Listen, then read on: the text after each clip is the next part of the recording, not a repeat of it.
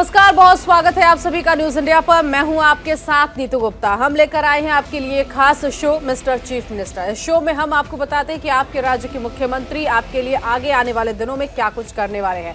आज पूरा दिन उनका क्या कार्यक्रम रहा, इसके साथ ही साथ आने वाले दिनों में कौन सी बड़ी सौगातें आपके लिए, आप लाभार्थियों के लिए वो लेकर आने वाले हैं, इसकी जानकारी हम इस शो के जरिए आपको बताते हैं। तो चलिए शुरुआत करते हैं और सबसे पहले बात करेंगे हिमाचल प्रदेश चुनाव की।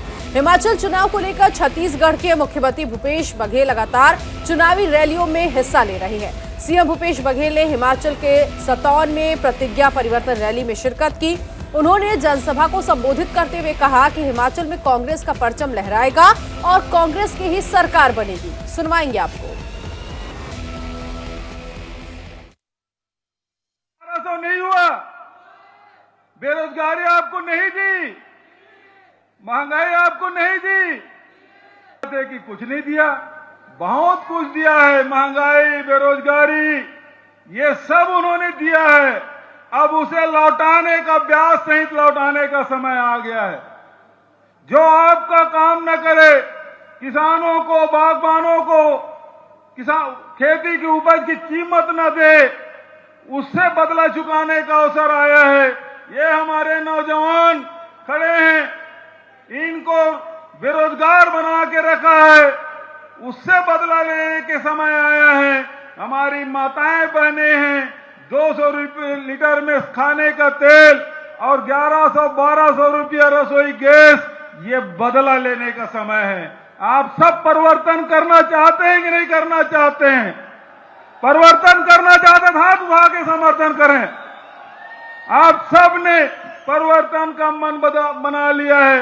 माताएं बहनें बैठी हैं, बड़ी संख्या में आई हैं। मैं केवल आपसे एक सवाल पूछना चाहता हूं। आप भोजन पकाती हैं, रोटी बनाती हैं और नहीं पलटते तो क्या होता है? रोटी यदि आप तवा से न पलटे, तवा में न पलटे तो क्या हो जाता है? रोटी जल जाती है। तो यदि रोटी नहीं पलटे तो जल जाएगी। और इसीलिए जयराम ठाकुर को जयराम जी की कहते हुए आप सबको परिवर्तन लाना है, रोटी पलटने का काम आपको करना है, ये मैं आपसे कहना चाहता हूं। अभी कांग्रेस पार्टी ने घोषणा पत्र जारी किया और ये आपसे वादा किया है कि हमारी सरकार बनेगी तो 10 दिन के भीतर में ओपीएस लागू किया जाएगा। और प्रियंका जी कहती हैं कि पहले ही कैबिनेट में ओपीएस लाया जाएगा। 1 लाख लोगों को नौकरी दी जाएगी। 3000 यूनिट तक के बिजली बिल माफ, 300 यूनिट तक की बिजली बिल हर महीने माफ किया जाएगा। मुफ्त में बिजली मिलेगी 300 यूनिट तक के। 1500 रुपया हर महीने महिलाओं को दिया जाएगा। खेती किसानी, जो बागबान है, किसान है, उसके उपज की कीमत आप तय करेंगे, ये उनके उद्योगपति मित्र तय नहीं करेंगे। जब मेहनत आप करते हैं, उत्पादन आप करते हैं, तो रेट तय करने का भी अधिकार आपको मिलना चाहिए। ये कांग्रेस पार्टी आपको अधिकार देगी। गोबर भी खरीदेगी और दूध भी। तो इस प्रकार से आय बढ़ाने का काम कांग्रेस की सरकार करेगी। वहीं राजस्थान सीएम अशोक गहलोत ने हिमाचल चुनाव को लेकर बड़ा बयान दिया। उन्होंने कहा कि हिमाचल में कांग्रेस एक तरफा चुनाव जीत रही है। वहीं बीजेपी पर निशाना साधते हुए गहलोत ने कहा कि गुजरात में भी सरकार के खिलाफ भयंकर लहर है, वहां पर बेरोजगारी है। अभी नकली शराब की वजह से 70 लोग मारे गए। मोरबी ब्रिज हादसे पर कोई एक्शन नहीं लिया जा रहा है। सुनवाएंगे आपको। माहौल अच्छा है, हिमाचल में कांग्रेस जीत रही है चुनाव एक तरफा, और गुजरात में अच्छा माहौल है। वहाँ भी सरकार के विरोध में बहुत भयंकर लहर है। कैंपेन ठीक चल रहा हमारा। अभी 5 यात्रा निकली थी। 5वां यात्रा में जो जनता का रिस्पॉन्स मिला वहाँ पर, उससे इंडिकेशन मिलता है कि लोगों में भावना है कि सरकार ने जो 5 साल तक कोरोना के अंदर बर्बाद कर दिया लोगों को, वहाँ पर बेरोजगारी बहुत भयंकर वहाँ पर है। अभी नकली शराब से 70 लोग मारे गए वहाँ पर। अभी मोरबी के अंदर जो हादसा हुआ है ब्रिज का, कोई इंक्वायरी नहीं करवा रहे वो लोग। जिद्दी आदमी हैं, जिद्दी मुख्यमंत्री, जिद्दी उनके नेता हैं। कि आपको एक हाईकोर्ट के सिटिंग या रिटायर्ड जज से कमीशन बैठा के जांच करने में क्या तकलीफ हो सकती है। कम से कम आगे के लिए तो लोगों को भय रहे कि भाई हाईकोर्ट के जज की कमीशन बनी है, रिपोर्ट दी है, सज़ा मिल रही लोगों को, लोग जेल जा रहे हैं, आगे ऐसी घटनाएं नहीं हो। यही तो होता है कमीशन के अंदर। वो भी नहीं कर रहे हैं, वो लोग अजीब लोग हैं वहाँ पे भी। तो हमने दबाव बना रखा है कि आपको कमीशन बैठाना चाहिए, और ये परंपरा आपके राज्य में ऐसी बना रखी है। हमारे यहाँ कभी नहीं बन जाते हैं, वहाँ नहीं बनते हैं। तो ये मैं समझता हूँ कि ये बहुत बड़ी घटना वहाँ हो रही है, उसका भी असर वहाँ। हिमाचल के सीएम जयराम ठाकुर ने हिमाचल विधानसभा चुनाव में प्रचार के दौरान मंडी में जनसभा की। सीएम जयराम ठाकुर ने कुल्लू के ढालपुर मैदान और इसके अलावा नाचन के गोहर में 2 चुनावी जनसभाओं को संबोधित करते हुए बीजेपी प्रत्याशियों के लिए वोट मांगे। इसके साथ ही उन्होंने कहा कि हिमाचल में अब रिवाज बदलने वाला है, हिमाचल में फिर एक बार बीजेपी सरकार आने वाली है। सुनवाएंगे। हिमाचल में हमारी सरकार ने 5 वर्ष के कार्यकाल में जो बेहतर किया जा सकता तो करने की कोशिश की। कांग्रेस के लोग आजकल आप सबके बीच में आ रहे हैं और गारंटी दे रहे हैं, हम गारंटी देते हैं। पहले तो अपनी गारंटी दे लो, वरना जिनकी अपनी गारंटी नहीं है वो गारंटी दे रहे हैं। हम अगर सत्ता में आएंगे तो हम ये करेंगे। महिलाओं के लिए देखिए आजकल फार्म भर रहे हैं, आए कि नहीं आए, फार्म भरने वाला आए थे। एक महिला को बुलाओ, दादी है 10 क्यों ना हो सकता। कोई दादी बना दी, कोई बू बना दी, कोई मासी बना दी, कोई बेबी बना दी, कोई भांजी बना दी। ये है स्टाइल उनका ठगने का। जब वो ऐसी भाषा बोल रहे समझ लो कि कांग्रेसी ठगने के लिए आ गए, फार्म भर रहे हैं।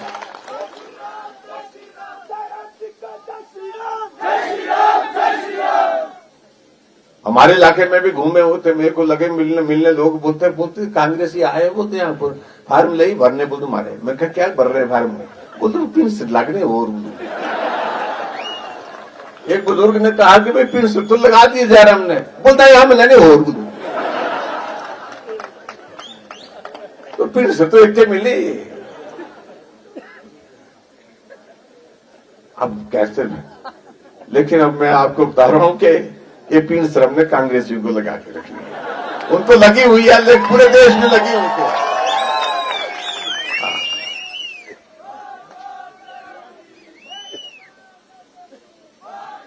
अरे लोगों को गुमराह करने की कोशिश कर रहे हैं। वो कह रहे हैं कि हम आएंगे तो हम ये करेंगे, हम 1500 रुपए देंगे महिलाओं के खाते में, हम आएंगे तो हम बेरोजगारी को समाप्त कर देंगे, 1 लाख नौकरियां दे देंगे। पहले तो हमको बताओ कि 2013 में उन्होंने कहा था, 2013 के चुनाव में कहा था कि हमको हिमाचल प्रदेश में सरकार बनाने का मौका दीजिए, हर एक परिवार से एक आदमी को, एक नौजवान को सरकारी नौकरी देंगे। बोला था कि नहीं बोला था? सबको मिल गई नौकरी। उधर यूपी के मुख्यमंत्री योगी आदित्यनाथ ने आज हिमाचल में चुनाव प्रचार किया। सीएम योगी ने कुल्लू जिले के बंजार विधानसभा क्षेत्र में चुनावी रैली को संबोधित करते हुए कहा कि हिमाचल देवभूमि है। पीएम मोदी हिमाचल को भारत का दूसरा घर मानते हैं और बीजेपी के राष्ट्रीय अध्यक्ष भी इसी प्रदेश से हैं। वैश्विक मंच पर प्रतिष्ठा बढ़ी है। एक विकसित भारत है तो सुरक्षित भारत भी बन गया है। हिमाचल प्रदेश के रणबांकुरों ने जब भी भारत की आवश्यकता पड़ी, सीमाओं की सुरक्षा में कोई कोर कसर नहीं छोड़ा। कारगिल युद्ध हो या उससे पहले के हर युद्ध में जब भी आवश्यकता पड़ी, हिमाचल प्रदेश के वीर योद्धाओं ने सदैव अपने प्राणों की बाजी लगा करके भारत के आन मान शान की रक्षा की। और आजादी का अमृत महोत्सव का यह वर्ष हम सबको इस बात का एहसास कराता है, जब हर घर में भारत के आन मान शान का प्रतीक तिरंगा लहराया जाता है, यह भारत के उन जवानों के प्रति सम्मान का भाव भी प्रकट करता है।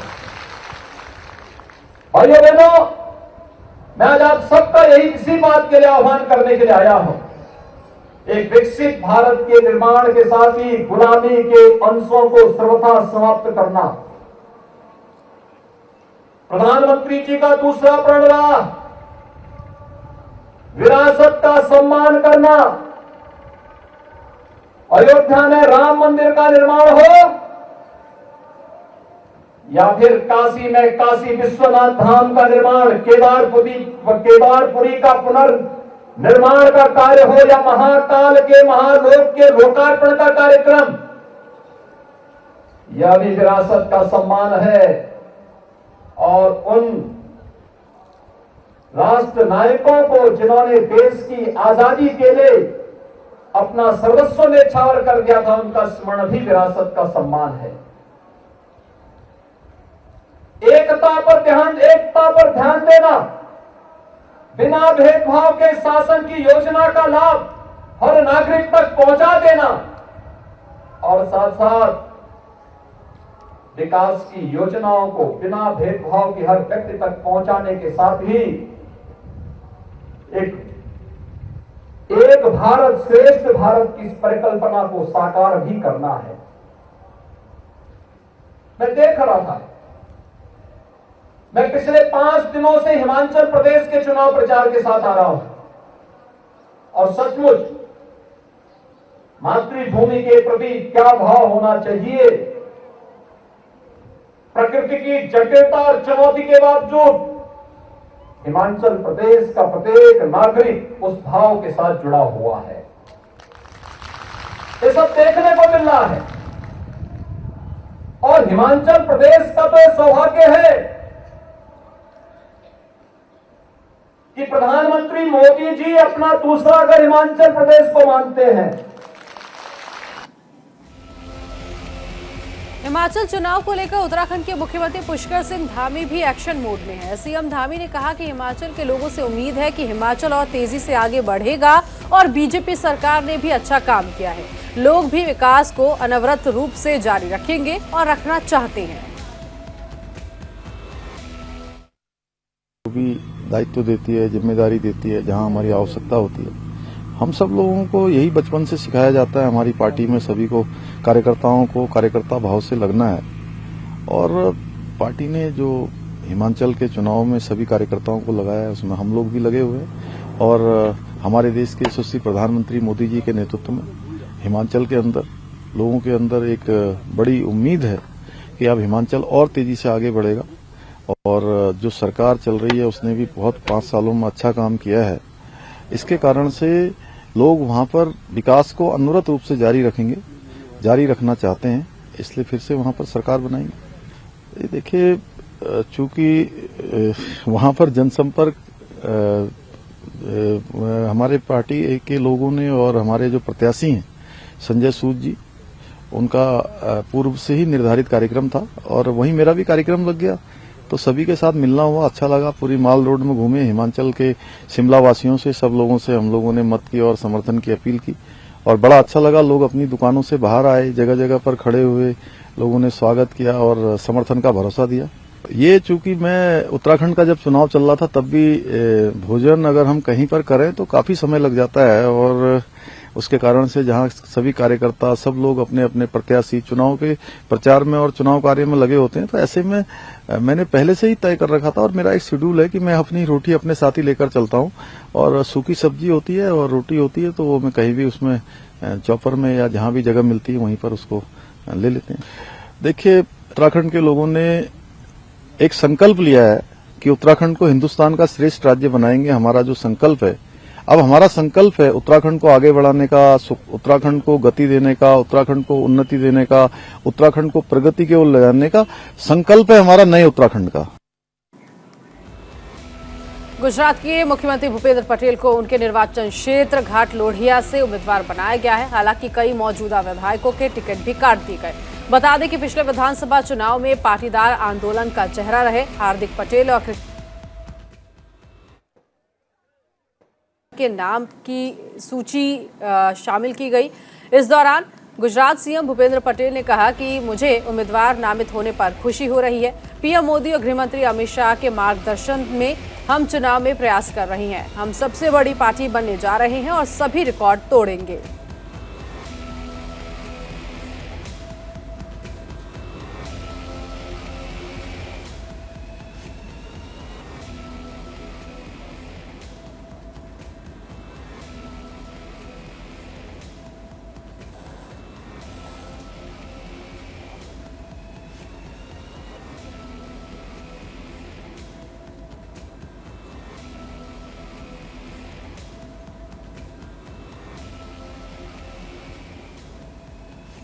जयपुर में सीएम अशोक गहलोत ने स्टोन उद्योग की प्रदर्शनी इंडिया स्टोन मार्ट का उद्घाटन किया। कार्यक्रम को संबोधित करते हुए सीएम गहलोत ने प्रदेश को निवेश के लिए पूरी तरह अनुकूल बताया और निवेशकों से यहां ज्यादा से ज्यादा निवेश करने की अपील की है। मैं समझता हूँ ये जो प्रयोग 22 साल पहले किया गया था, जब मैं मुख्यमंत्री था तब शुरू हुआ। आज बड़ी खुशी है कि वो 2 बार कोरोना के अंदर, कोविड के अंदर नहीं हो पाए थे, वरना हर बार 2 साल के अंदर एक बार ये इवेंट होती है और इससे इन्वेस्टमेंट भी आएगा और ज़्यादा इन्वेस्टमेंट आएगा। अभी भी दक्षिण के कई लोग शिफ्ट हो रहे हैं, राजस्थान में शिफ्ट हो रहे हैं। चाइना का जो मार्केट डैमेज हुआ उसके कारण भी वर्ल्ड ओवर राजस्थान को ही नहीं बल्कि पूरे देश को फायदा मिल रहा है। एक्सपोर्ट इतना ज़्यादा हो रहा है कि उसको भरपाई पूरी नहीं कर पा रहे हैं। रेवेन्यू बढ़ेगी, ये सेक्टर और बढ़ेगा। राजस्थान में मार्बल्स है या ग्रेनाइट है, क्वार्टाइज है, सभी में बहुत ज़्यादा स्कोप है। नंबर 3 जो रोज़गार मिल रहा है, 10 लाख लोगों के फिगर रोज़गार के हैं, ये ऐसी संभावना छिपी हुई इसके अंदर, इस सेक्टर के अंदर। जितना चाहो आप रोज़गार बढ़ा सकते हो, जिसकी आज सबसे बड़ी आवश्यकता महंगाई और रोज़गार, 2 बड़े मुद्दे देश के अंदर हैं, उसमें बहुत बड़ी भूमिका ये सेक्टर निभा सकता है। तो हम लोग भी एमएसटी स्कीम भी लाते हैं, इनको रिप्स के अंतर्गत कस्टमाइज पैकेज भी देते हैं। सब तरीके से कैसे प्रमोट कर सकते हैं, पहले भी किया है, अब भी करें। माइनिंग पॉलिसी बन गई है, हमारी टूरिज्म पॉलिसी जो बनी है वो तो आप देख रहे हो कि tour operator, travel agent, hotelier सब खुश हैं। ये खुशी जो है खाली सीमित राजस्थान तक नहीं है, पूरे देश के अंदर ये खुशियाँ बांटी जा रही है। जहाँ मैं जा रहा हूँ उनको मालूम है, गुजरात वालों को, हिमाचल वालों को, कि राजस्थान सरकार ने कितना बड़ा कदम उठाया है कि टूरिज्म को इंडस्ट्री का दर्जा दे दिया है और क्या क्या छूट मिलेगी अब उनको। एमएसएमई का हमने पहले आते एक्ट बना दिया, 5 साल तक कोई परमिशन की जरूरत नहीं गवर्नमेंट से। ये तमाम जो फैसले हैं, ये मैं समझता हूँ राजस्थान में जो लॉ एंड ऑर्डर की स्थिति अच्छी है, यहाँ के लोगों का व्यवहार जो है आपसी, वो बहुत शानदार है। यहाँ बिजली भी है, पानी भी है, कोई कमी नहीं है। और आज रिको जो है करीब 450 के लगभग एसडीओ हेडक्वार्टर के आसपास या हेडक्वार्टर पर उपखंड स्तर पर रिको के केंद्र खुल रहे हैं, औद्योगिक इकाइयाँ खुल रही है। तो आप सोच सकते हो कि क्षेत्र वहाँ डेवलप होंगे तो छोटे मोटे उद्योग वहाँ लग जाएंगे। जो एमएसएमई का एक्ट बनाया हमने, उनका पूरा लाभ वहाँ मिलेगा। तो इस प्रकार टोटलिटी के अंदर राजस्थान आज बहुत तेज गति से प्रगति कर रहा है। कोविड में जो मार पड़ी थी उससे अब ये उद्योग निकल चुके हैं, क्योंकि हमारी जो पॉलिसीज थी पिछले बजट में हमने घोषणा करी है, एमनेस्टी स्कीम लाए हैं उद्योगों के लिए, कई तरह की छूट दी हर सेक्टर को। उसके कारण से अब अपने पैर पर खड़े हो गए हैं, आगे बढ़ रहे हैं। मैं उम्मीद करता हूँ कि इससे रेवेन्यू भी आएगी सरकार को और साथ में रोजगार मिलेगा, बहुत बड़ी बात है। उधर हरियाणा की 14वीं विधानसभा की नई परंपराओं के 3 गौरवशाली सालों पर प्रकाशित कॉफी टेबल बुक हरि सदन का मुख्यमंत्री मनोहर लाल ने विमोचन किया। हरियाणा विधानसभा में आयोजित विमोचन समारोह में मुख्यमंत्री ने कहा कि इन 3 गौरवशाली सालों के दौरान हरियाणा विधानसभा अध्यक्ष ने जिस तरह से सदन की कार्यवाही का संचालन किया वो प्रशंसनीय है। उन्होंने आगे कहा कि विधानसभा में सत्ता पक्ष और विपक्ष के बीच संतुलन बनाए रखना बहुत ही कठिन कार्य होता है। विधानसभा अध्यक्ष ने विधानसभा का संचालन पूरी मर्यादा और संवैधानिक तरीके से किया है। अन्य प्रदेशों की विधानसभा के मुकाबले हरियाणा विधानसभा का संचालन बहुत ही व्यवस्थित ढंग से हुआ है। मनोहर लाल केजरीवाल ने आगे कहा कि ज्ञान चंद गुप्ता विधानसभा में कई क्रांतिकारी परिवर्तन लेकर आए हैं। नई पहल करते हुए हरियाणा विधानसभा को ई विधानसभा बनाया गया। अभी फिलहाल पहले साल में दोनों तरीके से विधानसभा की कार्यवाही चलेगी, लेकिन आगामी सालों में हरियाणा विधानसभा पूरी तरह से पेपरलेस हो जाएगी और पेपरलेस विधानसभा का ये कदम अपने आप में बड़ा बदलाव है। मुख्यमंत्री ने आगे कहा कि विधानसभा में विधायकों के लिए भोजन की व्यवस्था में भी बदलाव किया गया है। 100 रुपए की थाली की नई व्यवस्था शुरू की गई है।